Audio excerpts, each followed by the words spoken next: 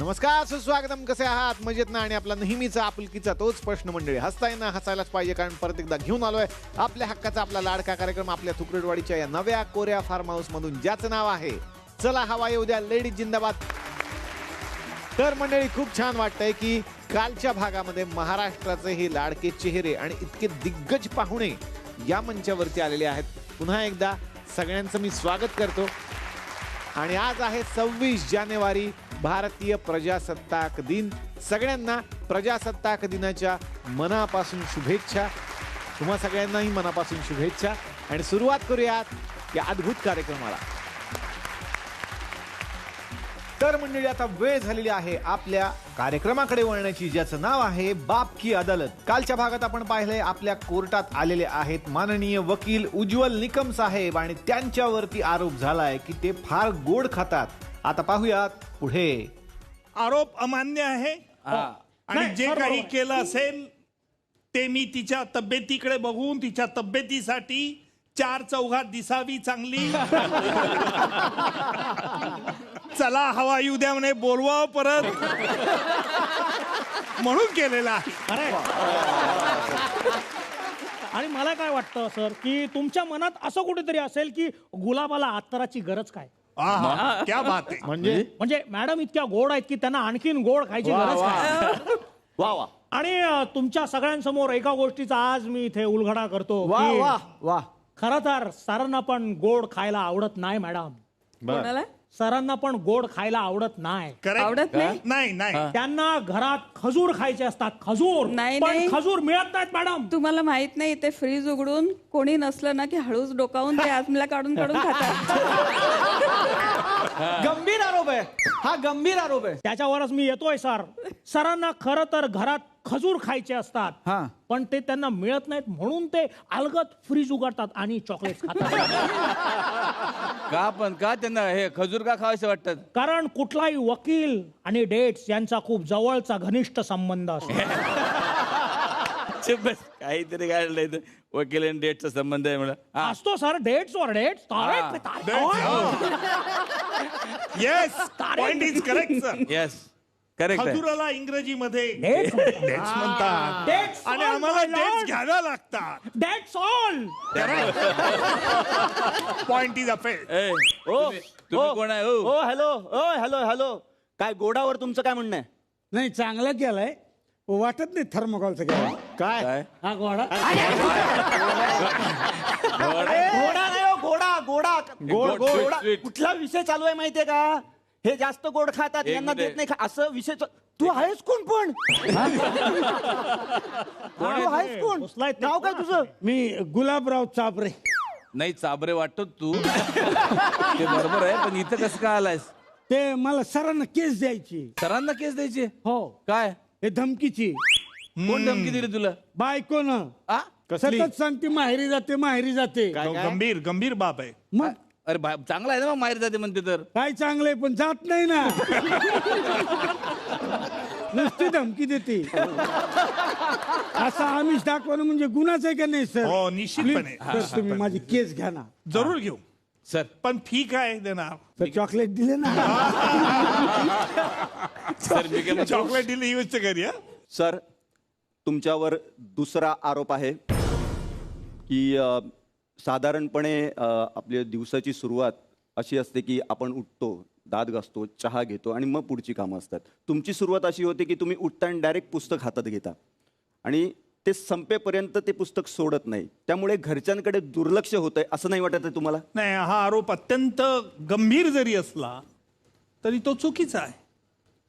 कारण कायद्याची पुस्तकं वाचणं हा आमचा व्यवसायाचा भाग आहे. नाही, अगदीच बरोबर आम्ही आहे. काय द्यायचं असं कधी म्हणत नाही, वाचत नाही. म्हणून कायद्याची पुस्तकं आणि हा आरोप करणाऱ्याची जर ही शब्दांची गल्लत होत असेल तर माझा काय दोष आहे त्याच्यात?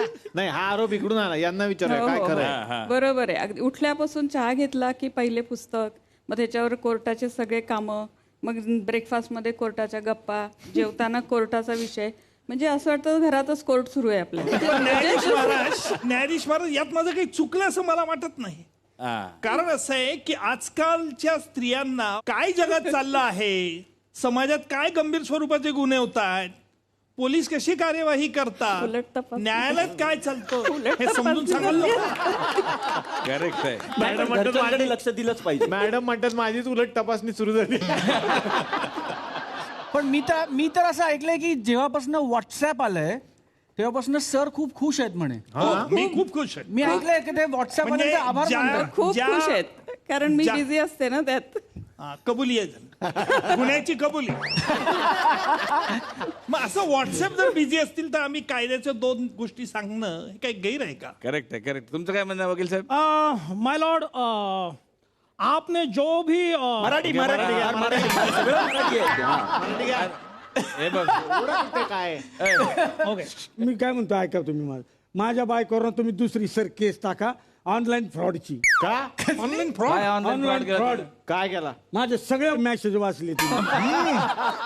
मग काय किती वाईट मग काय झालंय चोरी माझं, पकडली मला- गेली असं म्हणायचंय? पकडली गेली. अहो, माझी वाट लागली सगळी. तुमची मग आता एवढं प्रायव्हसी वाचायचं म्हणजे किती टेन्शन आहे मग. हे तुम्ही कोड सोडवा ना माझा आधी.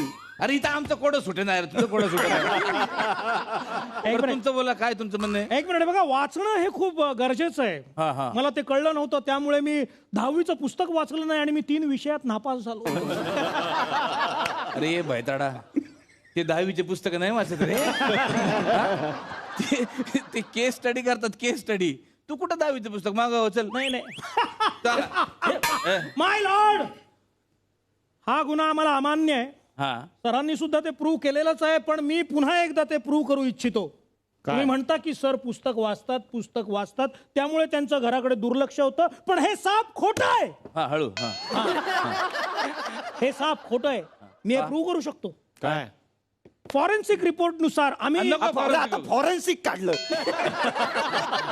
सर, तर आमच्या हाती ते पुस्तक लागलंय जे सर घरी नेहमी वाचत असतात. त्या पुस्तकामध्ये काय आहे याचा उलगडा मी आत्ता करतोय तुमच्या समोर. दाखवा.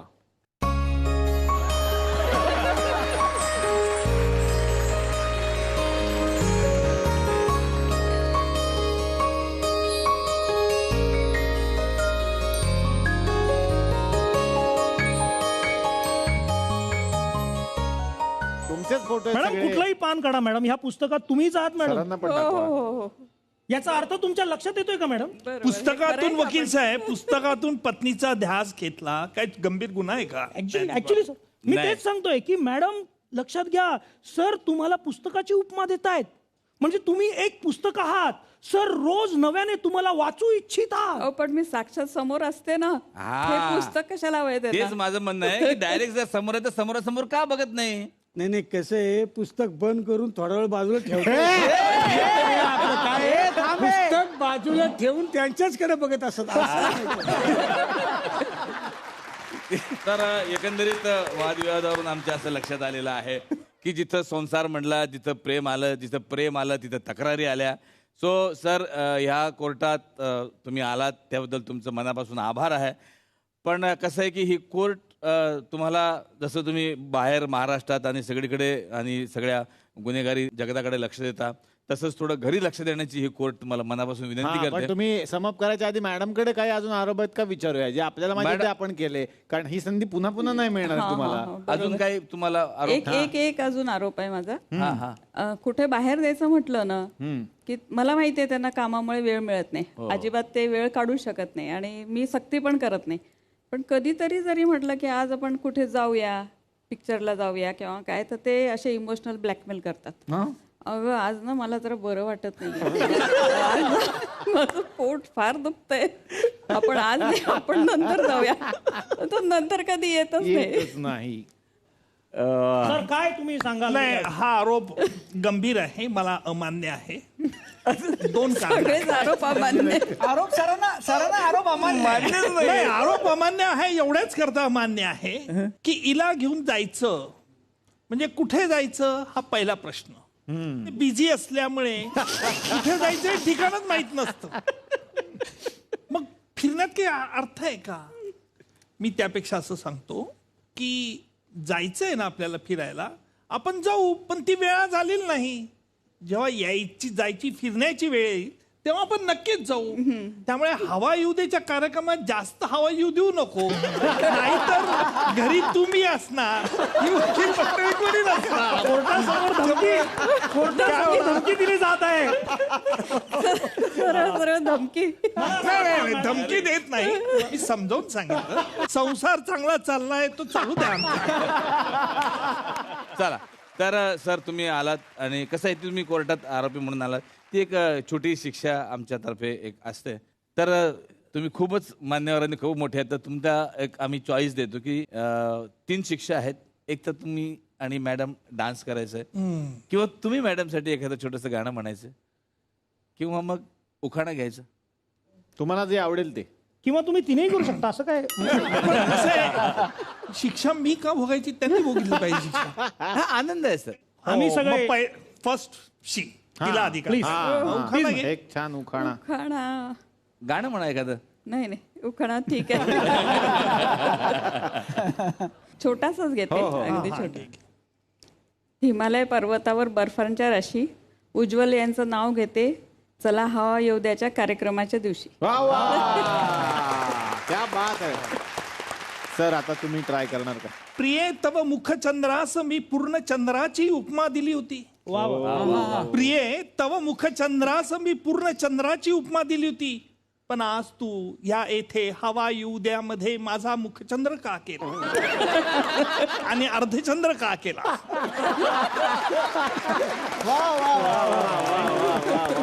धन्यवाद. तर हे कोर्टाची कारवाई संपली असं मी जाहीर अहो करतो. असं काय करताय, कुठं माझी केस घ्या ना. अरे काय केस आहे तुमची आता? माझ्या 3 कर्मचाऱ्यांनी फ्रॉड केलाय. काय? 3 कोंबड्या माझ्या. त्यांनी काय केलंय? हे दाणे माझ्याकडे खातात नाही, शेजारी अंडी देतात. अहो, असं त्यांना एवढी गोड शिक्षा केली, हा. मला पण शिक्षा करा ना. मला केलीच नाही शिक्षा तुम्ही. मग तुम्ही काय डान्स करणार? नाही ना, आहे ना, ये ग. अरे हे काय हेच ठरवतं? तुम्ही कुटुंबच घेऊन आलं काय इथं?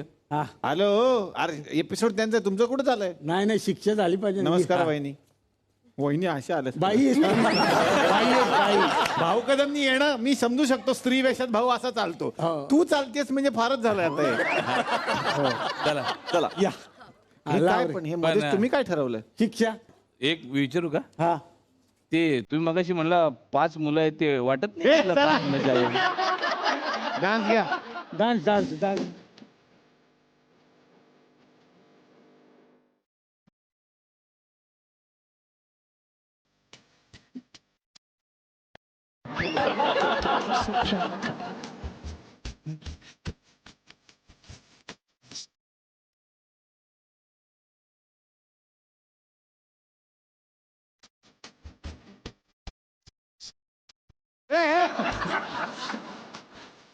गाणं कुठलं चाललंय काय? बरं ह्या कोण मिसेस का तुमच्या? नाही नाही, मग हे माझं दुसरं पुस्तक आहे. चला थँक्यू सर. धन्यवाद सर.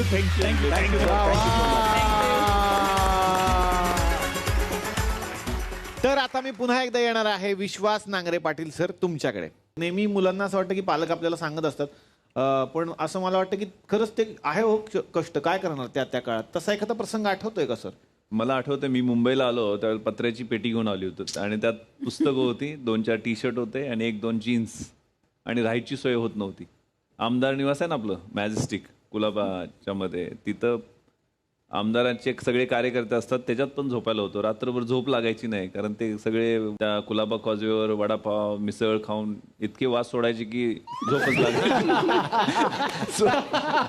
बाहेर आलो, बरांड्यात झोपलो तर सगळं ते मच्छर, अशी परिस्थिती होती. संध्याकाळी मरीन ड्राईव्हला समुद्राच्या किनाऱ्यावर मावळत्या सूर्याकडे पाहून डोळ्यातनं अश्रू व्हायचे. भविष्यकाळ स्थिर नव्हता. म्हणजे एखाद्याला डिलाय रोड, आमच्याकडे गावाकडची सगळी मंडळी मिलमध्ये काम करणारी, तिथं सगळे माझे नातेवाईक तिथं संध्याकाळी काम करून झोपलेले असे 20-25 तरुण ओळीनं खेचून झोपलेले, तेच दिसायचं चित्र की आपणही असंच. पण त्या काळामध्ये जिद्द होती आणि जिद्दीनं अभ्यास केला. म्हणजे मुट्ठी भर लेकर कुछ सपने भर कर जेबों में आशाएं, दिल में है अरमान कहीं कुछ कर जाए. सूरज का तेज नहीं मुझ में दीपक सा जलता देखोगे, मेरी हद रोशन करने से तुम मुझको कब तक रोकोगे. कारण ती माझी हद्द जेवढी होती, जेवढा माझा प्रदेश होता, जेवढी माझी इच्छाशक्ती होती, तेवढा अभ्यास केला 2 वर्ष पेकाट मोड येतोपर्यंत आणि बुडाला फोड येतोपर्यंत, आणि अभ्यास करून सिलेक्शन झालं आणि नशीब बदललं. स्ट्रगल तर आहे आणि त्याच्यात तर मजा आहे. त्यात मजा आहे, त्यात मजा आहे, खरं आहे. पण वहिनी, तुम्हाला असं नाही वाटत की कधीतरी पाणीपुरी खायला घेऊन गेलंच पाहिजे यांनी वगैरे असं? नेलं पाहिजे. नेलं पाहिजे ना? कधी मला न्याल खूप सर? आवडते पण नेलेलंच नाही कधी. अरे, एकदा तरी तुम्ही प्रॉमिस. माझ्या आता मी सुरुवातीला तिला, आता माझ्या गावाकडं आमच्या गावाच्या शेजारी गवळुबाचा डोंगर आहे आणि माझी इच्छा होती गवळुबाच्या डोंगरावरती बायकोला घेऊन जायचं एकदा पायी पायी. डोंगरावरती घेऊन गेलो, 2 दिवस मला पाय दाबून द्यायला लागले अशी परिस्थिती होती. तर त्यामुळे माझ्या सवयी आहेत ते तिला अडॉप्ट होत नव्हत्या. पण नंतर मुंबईत मग रविवारी मी मॅरेथॉन धावायचो. मॅरेथॉन धावलं की थकून जातो माणूस. 21 किलोमीटर 42 किलोमीटर धावल्यानंतर मी दिवसभर झोपा काढायचो. दोघांची रोज सुरू, वेळ देत नाही, एक रविवार आहे त्याची अशी. कारण त्यावेळेला वेस्ट मुंबईचा ॲडिशनल CP होतो, आता तर पूर्ण मुंबईचा जॉईंट CP आहे. सो मग तिला सवय लावली मी, माझ्या सवयी तिला लावल्या आणि ती सुद्धा आता मॅरेथॉन धावते 21 किलोमीटर न थकता न थांबता. त्यामुळं पॉझिटिव्ह निगेटिव्ह चालत राहते. आता मी सुरुवातीला तिच्या घरी तिचं मुलगी पाहायला गेलो ना, तर मुळे साहेब तुम्ही ओळखत असाल, तर मला माझ्या सासूबाई ना अशा पोळी माझी 2 घास खाल्ले काढून घ्यायच्या. म्हटलं का? तर गरम पोळी, मराठवाडा गरम पोळी खाऊ दे होणाऱ्या जावयानी. मी म्हटलं हा काय प्रकार? कारण मला माझ्या घरी आई डब्बा पाठवून द्यायची. गावाकडनं कोल्हापूरला डब्बा पोचायला 2 तास लागायचे एसटी मध्ये. ते थंड जेवण, आणि मला थंड जेवणाचीच आवड लागली. कारण आईच्या हातचा थंड डब्बा येईल आणि तो मग तिथल्या गार्डन मध्ये बसून कधी खाईल अशी ओढ असायची. त्यामुळे गरम जेवण घरात लागतं, मला थंड लागतं, अशी परिस्थिती आहे. हे वेगळं ऐकलं मी पहिल्यांदा. अनेक माणसांना गरम नाही म्हणून चिडचिड होते. हे थंड जेवण, तरी डोक्याने थंड माणूस, हे त्याचं रहस्य असावं. पण मी असा एक किस्सा ऐकलाय की ज्या वेळेला तुमचा साखरपुडा झाला त्यावेळेला तुम्ही फिरायला गेलात आणि तिकडे एक प्रसंग घडला आणि त्या समोरच्या माणसाला माहिती नव्हतं की तुम्ही पोलीस आहात. हे तुम्हाला कसं कळलं? इंटेलिजन्स आहे तुमच्याकडे. थोडं सर, आमच्याकडे पण थोडे पोलीस आहेत. ऍक्च्युली माझी एंगेजमेंट झाली. माझी औरंगाबादला, मी प्रोबेशनर IPS प्रोबेशनर होतो आणि शेवटच्या 3 दिवसात सुपारी फोडण्याचा कार्यक्रम झाला. मग बोलायला काय स्कोपच नव्हता. मग शेवटी माझी गडचिरोलीला अटॅचमेंट होती 15 दिवसाची आणि मी तिकडं गेल्यानंतर तिथून थेट काश्मीरला आर्मी अटॅचमेंट, म्हणजे ट्रेनिंगचा पिरियड होता ना. त्यामुळे मग परत 6 महिने काय भेट होणार नव्हती. त्यामुळे म्हटलं जरा वेगळं, जरा फिरायला जाऊ बाई. तिचीच गाडी होती. तिच्या गाडीत खाजगी वेशात गेलो एका कोपऱ्यावर माळाच्या, आणि आता नवीन गप्पाच मारत होतो इतर काय. तेवढ्यात काठी टक टक, काय कुठं आलाय? हवालदार साहेब होते. मग काय ओळख सांगावी तरी पंचायत. मग म्हटलं काय नाही, आमची एंगेजमेंट झाली. कशावर एंगेजमेंट झाली? कुठं आलाय? असले चाळे करायला इकडे येता? त्यामुळे मी मरीन ड्राईव्हला कधी त्रास दिला नाही.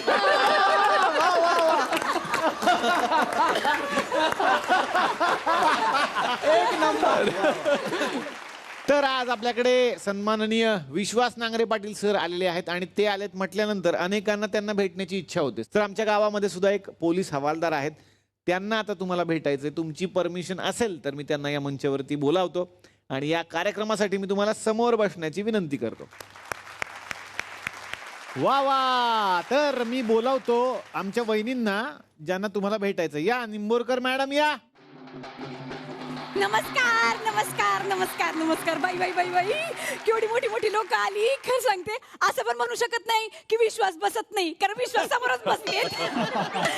नमस्कार नमस्कार सर. सर, ते तुम्ही पुस्तक लिहिलं ना, ते तर त्याच नाव वहिनीने सुचवलं असेल ना?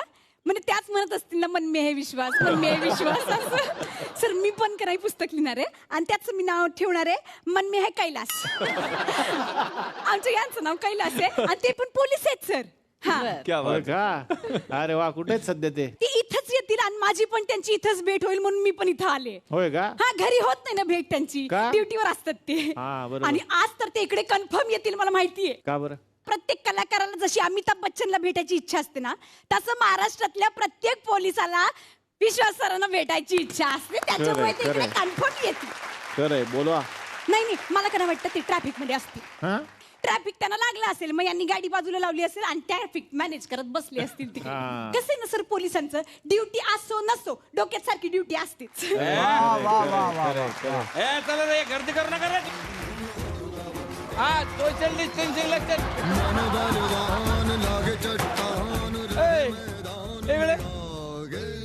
वेगळे तो मास्क काय दाढी झाकायला ठेवला काय? तोंडावरून मास्क खाली आला ना तर दुसऱ्या तोंडावर फटके मारेल. अहो काय मास्क लावा पहिले. अहो, मी आहे बायको तुमची. बायको बिको घरी? अरे बायको, हा आणि बरं झालं मास्क काढून आलाय ते थोड्या वेळासाठी. हा, का? असं पण तुम्हाला खूप दिवस बघितलंच नाहीये मी. रात्री येतात आपले ड्युटी करून उशिरा. मी कुठे आले बघायला, सारखी आपली ड्युटी ड्युटी ड्युटी सतत आपलं बाहेर. सर, मला का नाही उखाणा घ्यावा असं वाटतोय आता. पटकन घेते. हा, घेऊ का? नाही म्हणलं तर काय थांबणार आहे तुम्ही? स्वप्न पाहिली होती स्वप्नील जोशीची. स्वप्न पाहिली होती स्वप्नील जोशीची, पदरी पडला परेश रावल. स्वप्न पाहिली होती स्वप्नील जोशीची, पदरी पडला परेश रावल. कैलासरावांचं नाव घेते, हा माणूस घरी कधी गावल. मी काय म्हणते, आता ते लॉकडाऊन मध्ये सुरू केलं होतं ना, तसं तुम्ही पण वर्क फ्रॉम होम का नाही करत? या, अरे वर्क फ्रॉम होम काय काय काय चोर काय लॅपटॉपवर पकडू का मी? त्याला काय होतंय, तो शेजारचा पिंट्या पकडतोय की ऑनलाईन. अगं तू गेम खेळतो का मोबाईलवर? गेम खेळतो का तू? सर, तुम्ही मला सांगा, ते ऑनलाईन ते फ्रॉड वगैरे होतात का नाही? म्हणजे चोऱ्या ऑनलाईन होऊ शकतात, मग चोर का ऑनलाईन पकडता येत नाही म्हणते मी. मला काय वाटते का हिच्या जन्माच्या वेळीच हिच्या मेंदूवर दरोडा पडला काय? ऑनलाईन कसं काय पकडणार आहे चोर? अगं प्रत्यक्ष जाऊन पडायला लागते चोराला. मग ग बसा तुम्ही, माझी अक्कल काढू नका. बघा समोर कोण कोण लोक आली ती. जय जय हिंद. सर, मी कैलास निंबोरकर सर, गंगापूर पोलीस स्टेशनला मी हेड कॉन्स्टेबल म्हणून कार्यरत आहे सर. सर नमस्कार. आणि मी ह्यांची सुविद्य पत्नी रेवती निंबोरकर सर. सुविधा म्हणत जाऊ नका ग स्वतःला. का? मला हसायलाच येते तू सुविधा म्हणलं का स्वतःला. 12वी ज्याला 38% मार्क पडतात ना, तिने स्वतःला सुविधा समजू नये. तुम्ही माझी अक्कल काढू नका, अक्कल काढू नका. तुम्ही किती हुशार आहात माहितीये मला. सर, कधी साधी माझ्यासाठी एसटी मध्ये विंडो सीट पकडली नाही या माणसानी. अरे पण त्याच एसटीत मी पाकिट मार पकडतो ना, ते महत्वाचं ना, विंडो सीट महत्वाची. या, तुम्हाला सांगते सर, आमच्या लग्नामध्ये की नाही हा माणूस वरातीत घोड्यावर बसला होता. त्या घोड्यावर बसून हा अतिक्रमण आणि नो पार्किंग वाल्यांचे फोटो काढत होता. अरे फोटो काढत होतो मी, फुटीत जमा करत होतो. माझ्या एरियात अतिक्रमण करतात म्हणजे काय? कसं काय करायचं या माणसाचं? स्वतःच्या मित्रांना वरातीत नाचू नाही दिलं यांनी. 10 मिनिटात वरात उरकली सर, 10 मिनिटात. तुम्ही मला सांगा सर, 10 मिनिटात वरात उरकायला काय आंघोळ आहे का? अरे आपण काय राजकारणी आहे का आपल्यासाठी लोकांना ट्रॅफिक जाम करायला? हा, तरी नशीब तुझ्या बापाला आणि तुझ्या त्या भावाला अंधारना टाकले मी. त्याने काय केलं सर? 10 नंतर मोठ्या आवाजात डीजे चालू होता आणि हळदचा कार्यक्रम चालू होता. हा सर, काय झालं म्हणजे 10 वाजून 5 मिनिटं झाली होती असं ऍडजस्टमेंट मध्ये. तर माझा भाऊ बिचारा वरातीत नाचत होता, बँड वाजवत होता. तर या माणसाने 100 उठाबशा काढायला लावल्या त्याला. मग पूर्ण लग्नभर गोरीला सारखा चालत होता. त्या दिवसानंतर की नाही माझ्या भावाने धसकाच घेतला यांचा. रक्षाबंधनाला भावाने असं राखी बांधायला म्हणून हात पुढे केला की नाही, या माणसाने बेड्या घातल्या त्याला. मला वाटलं गुन्ह्याची कबूल देतो काहीतरी. घ्या पकडून, आता भेटला बरोबर आहे. गुन्हा केलाच आहे त्यांनी, केलाच आहे. तुमचा साला बनून गुन्हाच केलाय त्यांनी. ते मला कुठं मोठं अवॉर्ड भेटलंय त्याचा दाजी बनून. हे हिचं भाऊ हिचं ते पोल्ट्री फार्मर अंडे चोरत होत. त्याला पकडलं तिकडे तर ते म्हणलं माझे दाजी पोलीस मध्ये, सांगा काय करा. असू दे, एवढं काय झालं आता, दाजी पोलीस मध्ये म्हटल्यावर फायदा कसा, सालाच घेणार की नाही. पण सर तुम्हाला सांगते, या माणसाने त्याला टायर मध्ये घालून सुजवलाय सर. सगळीकडे संदेश गेला पाहिजे का हा माणूस कोणाला सोडत नाही, नातेवाईकाला पण नाही. बरोबर, आणि भाजीवाल्याला पण नाही. हा सर कसं होतं, आपण भाजी घ्यायला गेलो की कसं भाजीवाला वरून कोथिंबीर मिरची देतोय की नाही, हा. तर ती बंद झाली माझी आता. या माणसाला परवा घेऊन गेले तर भाजीवाल्याला म्हणाला की अजिबात असं फुकटाचं काही द्यायचं नाही, आणि शेवग्याच्या शेंगाने बडवून काढलाय सर त्याला. अरे तू हिला फुकटत कोथिंबीर आणि ते मिरच्या देतो, ह्याला काय अर्थ आहे? मी चिरीमिरी घेत नाही, लक्षात ठेव. मग कोथिंबीर तरी घ्यायची. खरंच सर. आणि कसे आता वहिनी तुम्ही मला सांगा, तो काय असं वरून ते कोथिंबीर मिरची घेणं म्हणजे गुन्हा नसतो, भाजी विकत घेणाऱ्याचा अधिकार असतो येतो. हा म्हणजे त्याला असा कायदा येतो. निकम सर, हा तुमच्या अभ्यासात होता का कायदा? हा बहुतेक नंतर झालेला दिसतोय मला कायदा. गप्पा तुम्ही, कायद्याचं सोडा आणि फायद्याचं बघा. अरे फायद्याचा विचार केला असता तर पोलीस मध्ये भरती झालो असतं का? तुझ्या बापासारखे खानावळ नसती टाकली मी. खानावर टाकतायत सर. परवा का नाही मी पनीरची भाजी केली होती. हा 3 वेळा गरम केली आणि थंड होऊन तशीच गेली. पण हा माणूस काय आला नाही, तिकडे कुठेतरी गाडीवरती मग अशी शिळी भाजी खाऊन घरी आला. हिच्या पनीरच्या भाजीसाठी मी ड्युटी सोडून येऊ का? आणि हिची पनीरची भाजी आहे का चुंगमची भाजी आहे तेच कळत नाही आपल्याला. माझी पनीरची भाजी चिंगम आणि तुम्ही काय वराडी शिंगम. चुप बस. साहेब बसल्या समोर कोण कोण मोठे मोठे माणसं आले ते लक्षात येत नाही. हा तुमची बस, असं काय बोलत जाऊ नकोस. अरे एक इमानदार पोलीस वाला आहे ना, ड्युटी आणि घर दोन्ही बरोबर सांभाळतो, लक्षात ठेवू. माहितीये ती व्यवस्थित बघितलंय मी करोना काळामध्ये, ती ड्युटी व्यवस्थित सांभाळली सर. रात्री रात्री घरी यायचे आणि मग सगळ्यांपासून लांब एकदम सोशल डिस्टन्सिंग, पोरांना पण लांब असं हात करायचे आणि स्वतःला रूम मध्ये जाऊन लॉक करायचे. अरे ते जबाबदारी तेव्हा पाळली म्हणून समाजाची आणि कुटुंबाची सेवा करू शकलो. आणि डार्लिंग तेव्हा दूर राहिलो म्हणून तर आता जवळ आहे ना मी तुझ्या. तुम्ही फक्त गोडी गोडीने बोलता येते, बाकी काही नाही. आता काय कातडीचे जोडे करून देऊ तुला? नको कातडीचे जोडे. मी काय म्हणते, मला कुठेतरी फिरायला घेऊन चला ना. ते तर रोजच जाते. कोण? मेंदू तुझा. असं काय हो बोलताय? आपण चला ना कुठेतरी फिरायला जाऊ. आपण काय करू नाही, गावाकडे जाऊ देवदर्शनाला. चला. नाही नाही हे बघ कसं आहे का, आपल्या कामात देव शोधणं हे महत्वाचं आहे. म्हणजे आपल्या कामात जर आपण देव शोधला ना तर देव नेहमी आपल्या बरोबर असतं. असं इकडे तिकडे जायची गरज नाही आहे ग. पण मी काय म्हणते, हा सगळं करून काय मिळतंय तुम्हाला? समाधान. समाधान मिळतं आम्हाला. आणि कसं आहे, लोकांना पण कळू दे ना, का ज्यांना पांडू पांडू म्हणून तुम्ही हिनवलंय ना, तेव्हा साक्षात पांडुरंग म्हणून तुमच्या मागे उभा राहिला.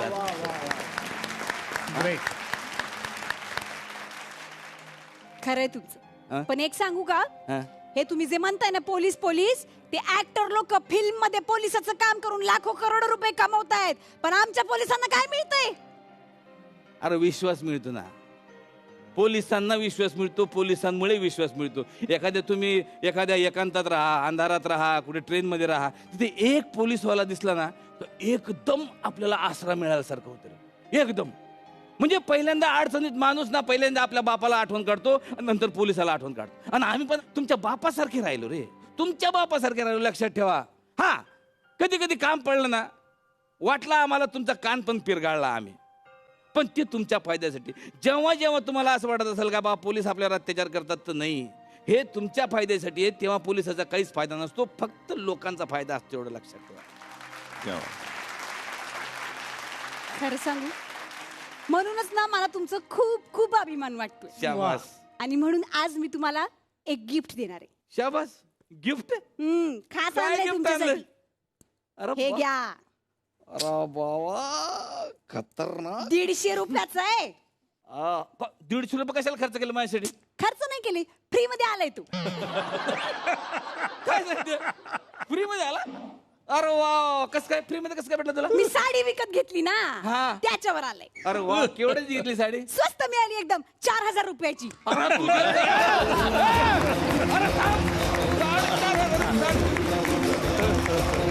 वा वा. तर हे आमचे या हवलदार साहेब या.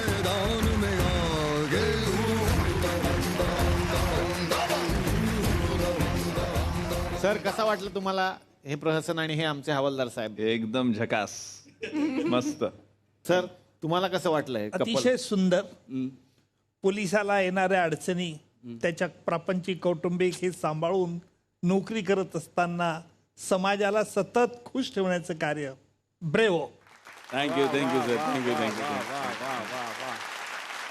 प्रेक्षक हो, सुपरस्टार्स म्हटलं की त्यांच्या मागे धावत येणारं यश सुद्धा आलंच. अशाच खऱ्या यशाचा सुगंध सर्वत्र पसरवणाऱ्या डेन्व्हर संस्थेतर्फे आपण महाराष्ट्राच्या एका स्टारच्या यशाची गोष्ट जाणून घेणार आहोत. आपल्यासह आज सह पोलीस आयुक्त विश्वास नांगरे पाटील सर आहेत. त्यांना मला विचारायचं, सर तुम्हाला काय वाटतं, तुमच्या यशाचं रहस्य काय असं तुम्हाला वाटतं? माझी पत्नी ओ बॅकबोन आहे. क्या बात आहे. वा वा वा वा वा. तुमच्या यशाचा हा सुगंध असाच दरवळत राहो. डेन्व्हर प्रमाणे डेन्व्हर कडून तुम्हाला मिळत आहे एक गिफ्ट हॅम्पर. आजच्या अचीव्हर्स साठी आहेत प्रीमियम फ्रेग्रन्सेसची मोठी रेंज, डेन्व्हर डिओड्रंट्स आणि परफ्युम्स फॉर मेन. तेव्हा तुम्ही म्हणाल Denver the saint of my success.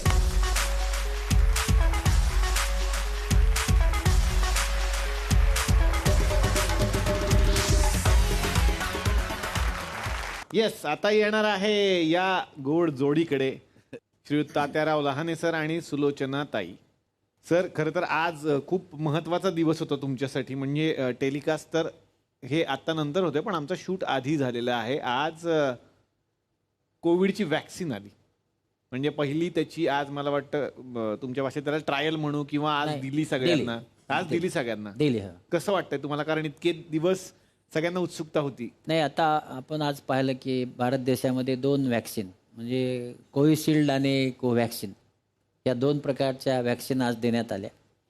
आणि याच्यात सर्वांना असं वाटतं की याची पूर्ण ट्रायल झाली नाही किंवा वॅक्सिनची ट्रायल वॅक्सिन सुरू व्हायला 4 ते 10 वर्ष लागले पाहिजे, मग ही 10 महिन्यात कशी झाली.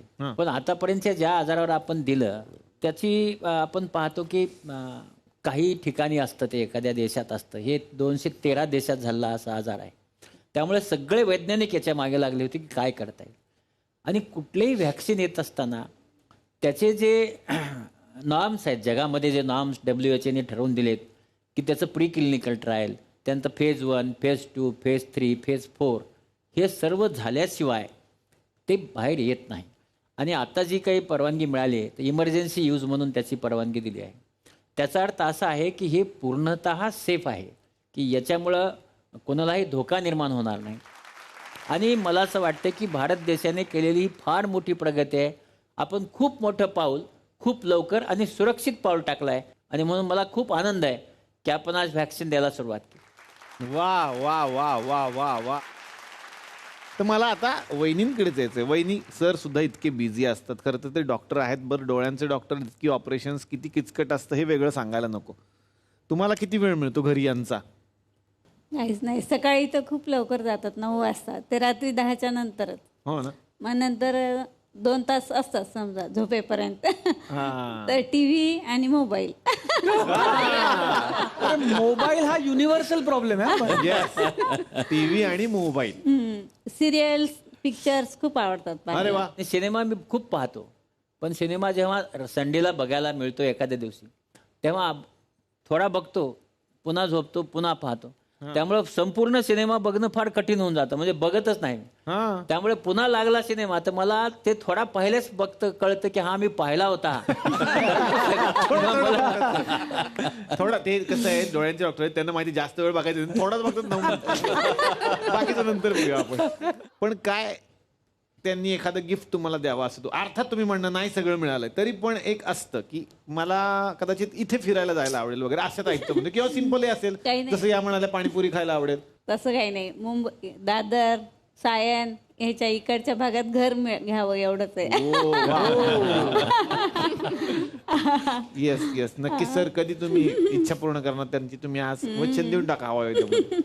या भागामध्ये कसं आहे की ज्या भागात तिला घर घ्यायचंय त्या भागात घेण्यासाठी तसं फार कठीण गोष्ट आहे. मी घर घेतलंय विक्रोळीला आणि आम्हाला 2009 मध्ये घेतलंय. आता त्यांना जायची इच्छा नाही आहे. आणि इकडच्या भागात किमती फार जास्त आहेत. मी पाहिले घर, म्हणजे मग 3 महिने घर पाहिले. ते गेल्यानंतर 5.5 कोटीपासून ते तयार होतात. आणि त्याच्या म्हणजे तेवढे पैसे मी देऊ शकत नाही. म्हणजे घर विकलं किंवा मी आता पेन्शन, आता मला जूनमध्ये रिटायर व्हायचं आहे, तर इतके उद्या प्रॅक्टिस करण्यासाठी पैसे लागतील. तर मी तिला सांगितलं की उद्या जेव्हा मी खाजगी व्यवसाय करेल तेव्हा निश्चित घेईल या भागामध्ये, पण आज फार कठीण आहे. मग शेवटी मग तिने मला सांगितलं की किरायाने घ्या. म्हणलं ते ठीक आहे, आपण किरायाने घेऊ. पण हे शक्य नाही की आपण इथे असं, या भागात खूप महाग आहे, म्हणजे घेऊ शकत नाही. नाही पण किती गोड आहे की भाड्याने राहूया मग. वा, मला हे आवडलं. हे मला त्यांचा शब्द पाडायचा नाही, शब्द राखतात. हे शब्द राखतात. हे मला खूप आवडलं. पण सगळ्यांच्या शुभेच्छा आहेत. तुमचं नक्की तिकडे घर होणार, नक्कीच होणार आणि व्हावं. आज जर हा एपिसोड कोणी बघत असेल ना, तुम्हाला एखाद्या बिल्डरचा फोन येतोच आहे. तुम्ही बोला, तुम्ही कधी राहायला येताय ते बाकीच्या व्यवहाराचं आपण नंतर बोलू. नाही, असतात चांगली माणसं आहेत की जगात. निर्विवाद आहे. मग तुमचं अरेंज मॅरेज का लव्ह मॅरेज? आमचं अरेंज मॅरेज. अच्छा, मग लग्नातला एखादा धमाल किस्सा आठवतो का? कारण लग्नातला आता तिला किती माहित आहे, पण मी धमाल किस्सा सांगतो. येऊ दे. माझे सासरे आमदार, आणि ते माझ्याकडे आले. त्याच्या आधीचा एक किस्सा असा होता की एक कंडक्टरच्या घरी मी राहत होतो. त्यांना म्हणलं मुलगी द्या, त्याने काही दिली नाही. मग हे आमदार म्हणून आले, आमदार म्हणून माझ्याकडे आले, बसले येऊन. तर म्हणाले मी रघुनाथराव मुंडे आपल्याला मुलगी द्यायला आलो. मी अक्षर उठलोच, म्हणलं अरे मला कंडक्टर दिले, तुम्ही कसं ती म्हणली द्यायची आहे. मग ते लग्न आमचं, ते मला म्हणाले माझी थर्ड टर्म परीक्षा एक्झाम माझी 6 महिन्यावर. ते म्हणले जमवून ठेवू आणि पुन्हा करू. आता ते ना आमच्या समाजात देव मानायचे. म्हणलं ठीक आहे, मग करून घेऊ. लग्नाला गेलो, लग्न झालं आणि त्याच्यानंतर त्यांचे पाहुणे सगळे पाया पडायचे. मला सांगतो, तेव्हा पाया पडल्या 40 वर्षापुढे, आतापर्यंत माझी पाठ दुखते. पण मी पाया का पडलं सांगतो. पाया पडले की हातात ते पैसे द्यायचे. म्हणलं चला पाया पण ते पैसे 40 वर्ष टिकलेत का? ते कुठे खिशात कुठे ठेवले? ते आपले कडवळे असतात, ते काढून घ्यायचे. बाकीचे लोक आम्ही सांभाळतो वाले खूप असतात. हो, लग्नात ते असतं, आम्ही सांभाळतो. हातात बॉक्स आला की पहिला खिशात इकडं ठेवले, इकडून काढून घ्यायचे, इकडे ठेवले, इकडे काढून घ्यायचे. तर आता पुन्हा एकदा मी येतोय दिसले सरांकडे. पण कसं वाटतंय का, छोट्याशा शाळेत तुम्ही सुरुवात केलीत, वेगवेगळे प्रयोग तुम्ही त्या शाळेत केलेत, काय काय सांगाल त्याबद्दल? सुरुवात प्रयोगांची जी आहे ती खूप खडतर होती. ज्या वर्गखोलीमध्ये आज ग्लोबल क्लासरूम तयार झालेली आहे, ती 10 वर्षापूर्वी एक गोठा म्हणून वापरली जात होती. आणि त्या गोठ्याचं रूपांतर आज एका ग्लोबल क्लासरूममध्ये झालं आहे. तर हा 12 वर्षाचा प्रवास अनेकविध संकटांनी आहे, अनेकविध चांगल्या अनुभवांनी देखील भरलेला आहे. वेगवेगळे शैक्षणिक उपक्रम मी त्या गावामध्ये मुलांच्या गुणवत्ता वाढीसाठी राबवत होतो, की ज्याच्यामध्ये अलार्म ऑन TV ऑफ सारखा उपक्रम असेल, की जिथं आम्ही शाळेच्या वर्गखोलीवरती एक भोंगा लावलेला आहे, अलार्म लावलेला आहे, आणि तो रोज संध्याकाळी 7 वाजता वाजतो. सो तो वाजला की गावकऱ्यांना लक्षात येते की आता आपल्याला काम बंद करायचं, आपलं जे काय आहे ते, आणि ते आपण आपल्या मुलासोबत 1 तास घालवायचा आहे. सो परत 8 वाजता परत एकदा तो भोंगा वाजतो आणि त्यावेळी लक्षात येते की आता आपला अभ्यास संपवला आहे, आता आपण आपलं पुढचं काम करू शकतो. तर असा एक टीव्ही पण ऑफ करायचा का त्यावेळेला? टीव्ही ऑफ करायचा 7 ते 8 मध्ये. हो, म्हणजे एक अलार्म वाजला आणि सगळ्यांनी घरातले टीव्ही बंद करायचे. म्हणजे गावाचं पण किती कौतुक आहे की ते यात सहभागी झालेत. आणि मला आनंद आहे की आपला कार्यक्रम 9:30 वाजता येतो. मला तेच म्हणायचं होतं खरं तर, की सोमवार मंगळवार तेवढं 9:30ला तेवढं चालू ठेवा. हे तुमच्यामुळे गाव सुद्धा शिकलंय, काय सांगाल? गावामध्ये खूप बदल झालेला आहे. म्हणजे मुलींच्या शिक्षणाविषयी जो 10 वर्षापूर्वीचा जो पालकांचा दृष्टिकोन होता, किंवा मुलांच्या शिक्षणाविषयी ते फारसे तितकेसे जागरूक नव्हते जितके आज आहेत. म्हणजे शिक्षण ही एक चांगली इन्व्हेस्टमेंट असू शकते, एक गुंतवणूक असू शकते, आपलं समाजाचं स्वतःचं स्टेटस बदलण्यासाठी आणि एक भविष्य उज्ज्वल करण्यासाठीचा हा एक महत्त्वाचा बदल त्या गावाच्या म्हणजे पालकांच्या दृष्टिकोनात दिसतोय. हेच त्यांचं शिकणं आहे असं आपण म्हणू शकतो, की शिकणं म्हणजे काही वर्गखोलीमध्ये येऊन पुस्तकातला अभ्यासक्रम पूर्ण करणं आणि त्याच्यानंतरची परीक्षा देणं, याच्या पलीकडेही शिक्षण आहे. ते आपल्या दैनंदिन अनुभवातून आपल्याला मिळत असतं. तर तोच शिक्षणाचा एक भाग गावकरी आज शिकले आहेत असं आपण या अनुभवातून म्हणू शकतो. वा वा वा वा वा वा वा. खरं तर तुम्हाला हा पुरस्कार मिळाला हे सगळ्यांना माहितीच आहे, पण हे सुचलं कसं? हे कधीपासून तुमच्या डोक्यात होतं की असं काहीतरी करावं? मी जो प्रयत्न करत होतो की मी माझ्या वर्गातल्या मुलांना जो काय मी डिजिटल कंटेंट बनवलेला आहे तर तो आम्ही मेमरी कार्ड थ्रू त्यांच्या मोबाईल डिव्हायसेसमध्ये शेअर करायचो. पण काय व्हायचं, खूपदा फाईल करप्ट होणे, फाईल फॉर्मॅट मोबाईलला सपोर्ट न करणे, अशा अडचणींना सामना करावा लागत होता. त्याच्यामुळे मी या शोधत होतो की याच्यावरती काय सोल्युशन असू शकतं. एके दिवशी मी दुकानात गेल्यावरती त्या दुकानदाराने मी जे प्रॉडक्ट विकत घेतलं त्याच्यावरचा कोड स्कॅन केलेला पाहिला आणि त्याची प्राईस आणि डिटेल्स त्याच्या स्क्रीनवरती मला दिसले. सो दॅट मोमेंट मला क्लिक झालं की इथं काहीतरी आहे की ते स्कॅन केले की आपल्याला दिसतं. आणि मग तो विचार घेऊन मी घरी गेलो आणि मग गुगलवरती सर्च केलं की हे कसे तयार करायचे, याच्यामध्ये काय काय आपण एम्बेड करू शकतो. आणि मग ट्रायल म्हणून मी माझ्या वर्गातल्या 27 मुलांसाठी असे कोड तयार केले. त्याच्यामध्ये मी तयार केलेला डिजिटल कंटेंट एम्बेड केला आणि 1 वर्ष आम्ही ते कसं पद्धतीने मुलं शिकतायत हे आम्ही मॉनिटर केलं आणि त्याचे खूप चांगले रिझल्ट्स मिळाले की अगदी क्लिकवरती तुम्हाला ते डिजिटल कंटेंट ॲक्सेस करता येतं. हा एक या QR कोडेड पाठ्यपुस्तकाच्या आयडिया मागची एक छोटीशी गोष्ट आहे. क्या बात है, वा वा वा वा वा. आमच्या पण बायकोनी केलंय सर असं. ते तुमचं QR कोडचं बघून ना आमच्या बायकोनी केलं सर. तिने काय केलं इनोव्हेशन, तुम्ही जर भाज्या विकत घेतल्या तर त्याच्यावर कोड येतो आता डायरेक्ट. तिने बारकोडच बनवलं. मग भोपळा घेतला त्याच्यावर बारकोड, तुम्ही स्कॅन केलं की भोपळ्याची भाजी कशी करायची त्याचा व्हिडिओ येतो.